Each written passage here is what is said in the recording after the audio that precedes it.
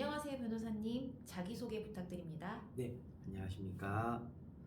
저는 한국공정거래조정원에서 팀장을 거쳐서 현재는 법무법인 충정에서 파트너 변호사로 근무하고 있는 권유근 변호사라고 합니다. 변호사님, 네. 하도급 대금 연동제가 지난 10월 4일 시행되었는데요. 네, 이건 어떤 제도인가요? 네, 하도급 대금 연동제는 원재료 가격에 변동이 생겼을 때 이에 맞춰서 하도급 대금도 변동하도록 하여 원사업자, 즉 대기업과 중소기업 모두의 상생을 꾀하는 좋은 제도입니다. 그럼 노무비나 경비도 하도급 대금의 연동 대상인가요? 그렇지는 않습니다. 하도급 대금 연동제의 대상이 되는 것은 원재료예요. 따라서 원재료가 아닌 노무비나 경비 같은 경우에는 하도급 대금 납품단가 연동제의 대상이 되지 않습니다.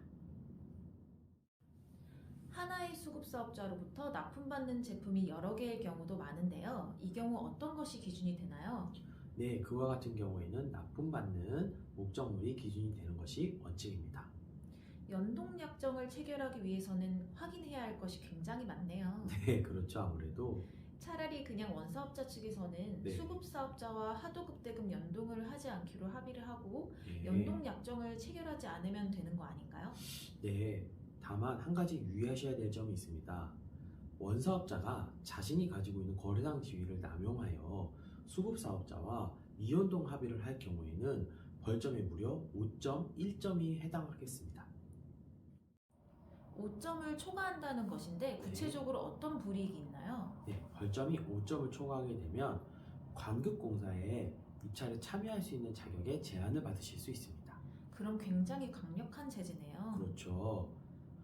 따라서 이와 같은 미연동 합의가 만약에 불공정 거래 행위라고 판단될 경우에는 한두 번만으로도 기업의 명운이 갈릴 수 있기 때문에 항상 신중에 신중을 기하셔야 합니다.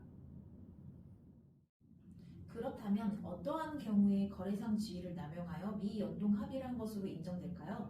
네, 정확하게는 추후 법원의 판단 그리고 공정거래위원회의 판단을 기다려봐야겠습니다.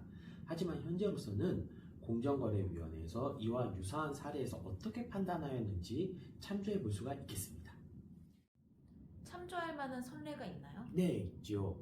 공정거래위원회는 어떤 합의가 있었을 때 합의의 내용이 일방에게만 현저히 불리하게 작성되었을 경우에는 만약 당사자가 서로 대등한 지위에서 합의를 하였다고 한다면 그와 같이 일방에게만 현저히 불리한 내용의 합의를 하진 않았을 것이다 라는 취지로 해당 합의가 불공정한 합의라고 판단한 바 있습니다.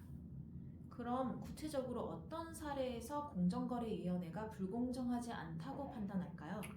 네, 우리 한번 지금 원재료 가격이 하락하고 있는 상황이라고 가정을 해봅시다.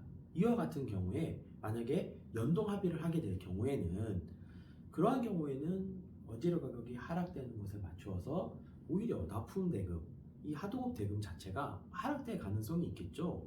이와 같은 경우에 서로 미연동 합의를 하였다고 한다면 그와 같은 미연동 합의는 공정거래위원회에서 불공정하다고 보지 않을 가능성이 매우 높습니다. 그렇다면 그러한 경우 원사업자는 무엇을 준비해야 하나요?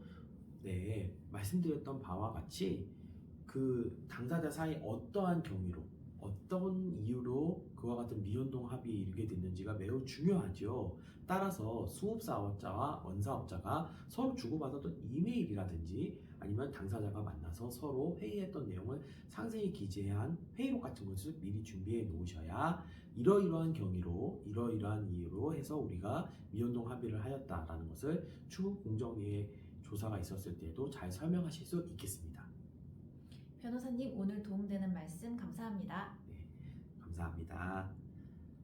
이 영상을 보시고 추가적으로 궁금하신 점이 있으시면 언제든지 연락을 주시기 바랍니다. 아울러 본 영상이 도움이 되셨다면 구독과 좋아요 부탁드리겠습니다.